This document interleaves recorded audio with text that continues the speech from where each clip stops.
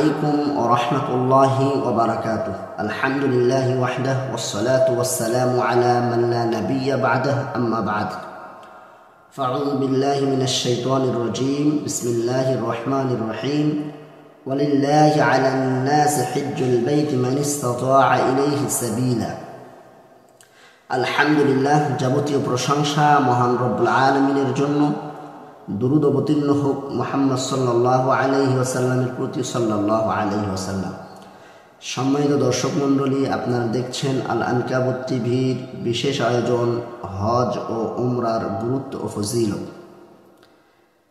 আল্লাহ রব্বুল আলামিন এই হজ্জের ব্যাপারে বলতে গিয়ে সূরা আলে ইমরানের ৯৭ নম্বর আয়াত আল্লাহ রব্বুল আলামিন বলছেন, ওয়ালিল্লাহি আলান নাসি হিজ্জুল বাইতি মান ইসতাতা ইলাইহি সাবিলা।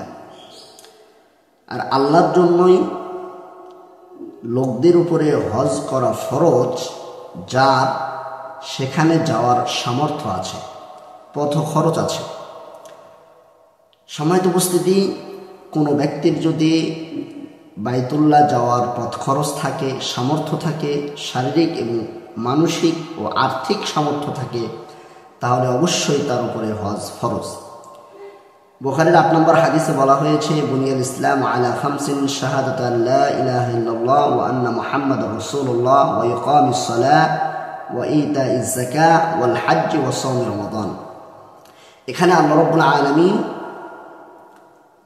ইসলামের যে ৫টা স্তম্ভ আমাদের জন্য, ইসলামের যে ৫টা স্তম্ভ রয়েছে তার মধ্যে অন্যতম একটা স্তম্ভ হলো হজ করা।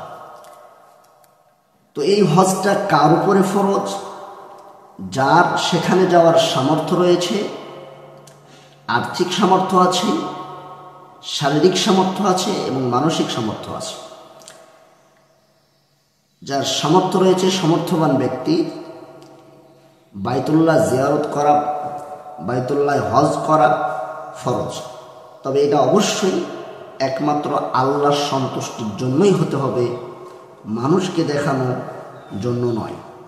প্রত্যেকটা ইবাদতই আল্লাহর সন্তুষ্টির জন্য হতে হবে। সম্মানিত উপস্থিতি, তো এই জন্য কোনো ব্যক্তি যদি সামর্থ্যবান হয়ে থাকেন তাহলে অবশ্যই তার উপরে হজ ফরজ, ওই রকম ফরজ যেমন সালাত ফরজ, সিয়াম ফরজ। সামর্থ্যবান ব্যক্তির জন্য যেমন যাকাত ফরজ, তেমনই সামর্থ্যবান ব্যক্তির জন্য হজ ফরজ। আমাদের সমাজে অনেক মানুষ রয়েছে যাদের উপরে হজ ফরজ হয়েছে, কিন্তু তারা হজ করতে চায় না। সম্মানিত উপস্থিতি, সম্মানিত দিনী ভাই, আপনাকে বুঝতে হবে যে আপনি সালাত আদায় করেন, সিয়াম পালন করেন, কিন্তু আপনার টাকা থাকার পরেও যদি আপনি হজ না করেন, তাহলে সালাত সিয়াম ছেড়ে দেওয়ার যেমন পাপ, তেমনই আপনার পাপ হয়ে যাবে। অতএব আপনাকে অবশ্যই সামর্থ্যবান হলে হজ করতে হবে, আর এটা জীবনে একবারই ফরজ। এর বেশি কেউ যদি করতে চায় তাহলে সেটা তার জন্য নফল হিসাবে গণ্য হবে, কিন্তু জীবনে একবারই হজ ফরজ। সম্মানিত উপস্থিতি,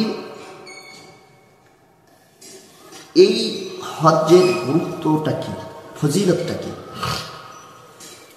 আপনি হজ পালন করবেন, এর বিনিময় কি পাবেন?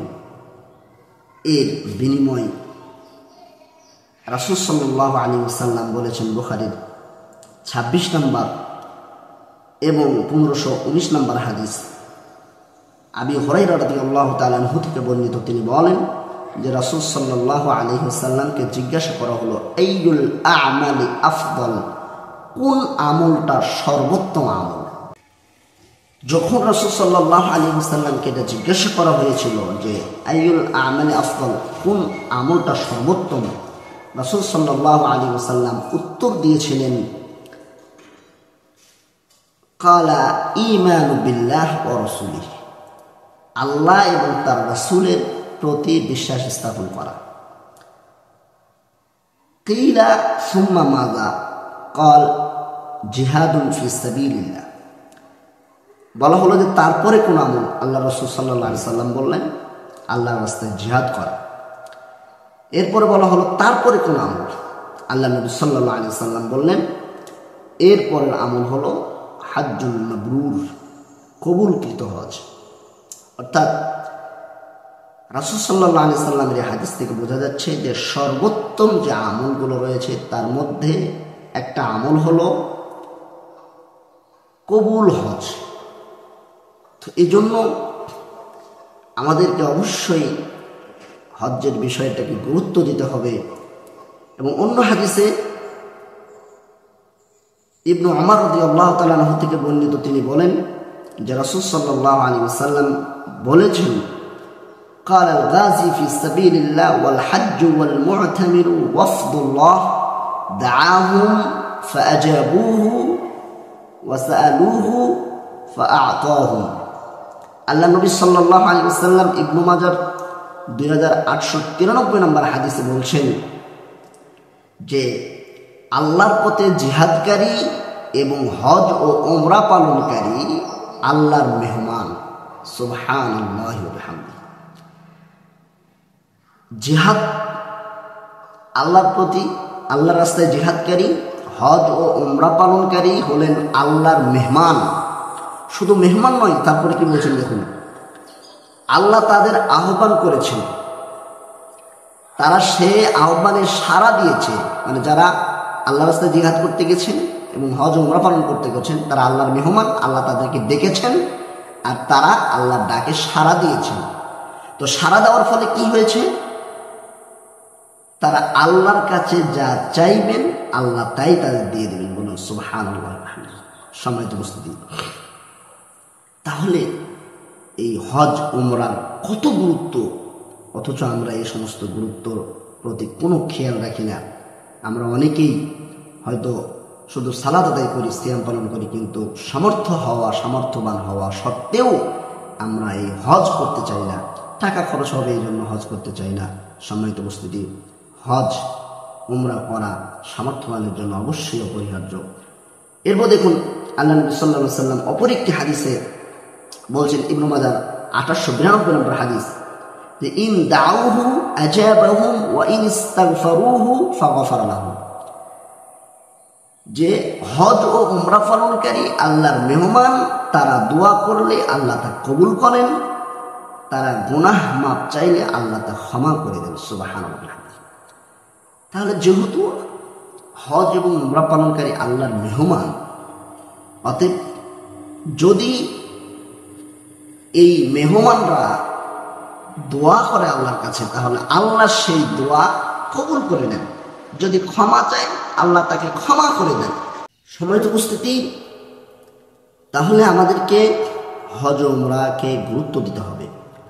অপর একটি হাদিসে এই হজ্জের ফজিলত গুরুত্ব বোঝাতে গিয়ে রাসূল সাল্লাল্লাহু আলাইহি সাল্লাম বলেন, আবু হুরায়রা রাদিয়াল্লাহু তাআলা আনহু থেকে বর্ণিত, তিনি বলছেন যে রাসূল সাল্লাল্লাহু আলাইহি সাল্লাম বলছেন, কালা জিহাদুল কাবীর ওয়াস সগীর ওয়াদ দাঈফ ওয়াল মারআতি আল হজ্জ ওয়াল উমরা।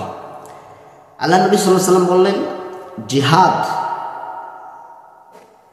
বয়স্ক ব্যক্তির জন্য, ছোটদের জন্য, দুর্বলদের জন্য এবং মেয়েদের জন্য, মহিলাদের জন্য জিহাদ হলো হজ এবং উমরা করা। সুবহানাল্লাহ। তো এই পর্যায়ে মা আয়েশা রাদিয়াল্লাহু তাআলা আনহা থেকে বর্ণিত একটি হাদিস আছে। মা আয়েশা রাদিয়াল্লাহু তাআলা আনহা বলছেন, আল্লাহ নবী সাল্লাল্লাহু আলাইহি সাল্লামকে, বুখারী মুসলিমের হাদিস, মা আয়েশা আল্লাহ নবীকে বললেন, আল্লাহ নবী, আপনি তো জিহাদকে সর্বোত্তম আমল মনে করেন, তো আমাদের জন্য জিহাদ কি, আমরা কিভাবে জিহাদ করব? তা আল্লাহ নবী সাল্লাল্লাহু আলাইহি ওয়াসাল্লাম উত্তরে বললেন যে তোমাদের জন্য সর্বোত্তম জিহাদ হলো মাবরুর হজ।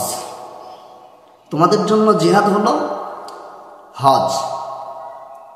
তো তাহলে বুঝতে হবে যে হজের কত গুরুত্ব রয়েছে, কত ফজিলত রয়েছে। সম্মানিত উপস্থিতি, আর অপর একটি হাদিসে বলা হয়েছে, আহমদ 24,794 নম্বর হাদিসে বলা হয়েছে যে নারীদের উপরে জিহাদ ফরজ, তবে এই জিহাদে কোনো মারামারি নেই, কোনো সংঘাত নেই, আর তা হলো হজ। তো নারীদের জন্য জিহাদ ফরজ। তো জিহাদে, যে জিহাদে কোনো মারামারি নেই, কোনো কাটাকাটি নেই, হানাহানি নেই, রক্তপাত নাই, সেই জিহাদটা হলো যে নারীদের উপরে হজকে ফরজ। যারা সামর্থ্যবান অবশ্যই তার উপরে হজকে ফরজ করা হয়েছে। সম্মানিত উপস্থিতি, এবার আমরা আরেকটি হাদিস দেখব যে এর গুরুত্ব ফজিলত সম্পর্কে। আবু হুরায়রা রাদিয়াল্লাহু তাআলা থেকে বর্ণিত, তিনি বলছেন যে সামিআতু নাবিয়্য সাল্লাল্লাহু আলাইহি ওয়াসাল্লাম ইয়াকুল মান হাজ্জা লিল্লাহ ফালাম ইয়ারফুস ওয়া লাম ইয়াফসুক রাজআ কায়াউমি ওয়ালাদাহু উম্মুহু। আল্লাহ নবী সাল্লাল্লাহু আলাইহি ওয়াসাল্লাম বললেন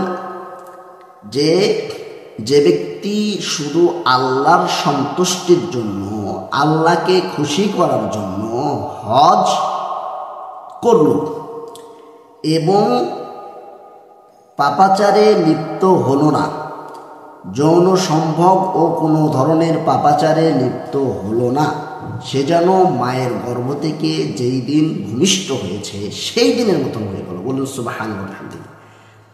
তাহলে হজ্জের ফজিলতটা কি? যে কোনো ব্যক্তি যদি আল্লাহর সন্তুষ্টির জন্যই হজ করে এবং কোনো ধরনের যৌন আকাঙ্ক্ষা লিপ্ত হয় না, কোনো পাপাচারে লিপ্ত হয় না, তাহলে ওই ব্যক্তির আল্লাহ রাব্বুল আলামিন এমন ফজিলত দেবেন, এমন প্রতিদান দেবেন যে মানুষ যখন মায়ের গর্ভ থেকে যেই দিন ভূমিষ্ঠ হয় সেই দিন যেমন নিষ্পাপ থাকে, আল্লাহর সন্তুষ্টির জন্য কোনো ব্যক্তি যদি হজ করে এবং তাতে যদি কোনো যৌন সম্ভোগ না করে, তাতে যদি কোনো পাপাচারে লিপ্ত না হয়, তাহলে ওই শিশুর মতন সে নিষ্পাপ হয়ে যাবে। বলুন সুবহানাল্লাহি ওয়া বিহামদিহি। সম্মানিত উপস্থিতি, তাহলে অবশ্যই আমাদের এই হজ্জের ব্যাপারে আমাদের অন্য ইবাদত যেমন আমরা গুরুত্বের সাথে করি, তখন তেমনই যাদের সামর্থ্য রয়েছে তারা যেন আমরা এই হজ্জের ব্যাপারেও গুরুত্ব আরোপ করি। আমরা যেন আল্লাহ রাব্বুল আলামিন যাদের সামর্থ্য দিয়েছেন তারা যেন আমরা হজ পালন করি। আল্লাহ রাব্বুল আলামিন যেন আমাদের সেই তৌফিক দান করেন। আল্লাহুম্মা আমিন। আসসালামু আলাইকুম ওয়া রাহমাতুল্লাহি ওয়া বারাকাতুহু।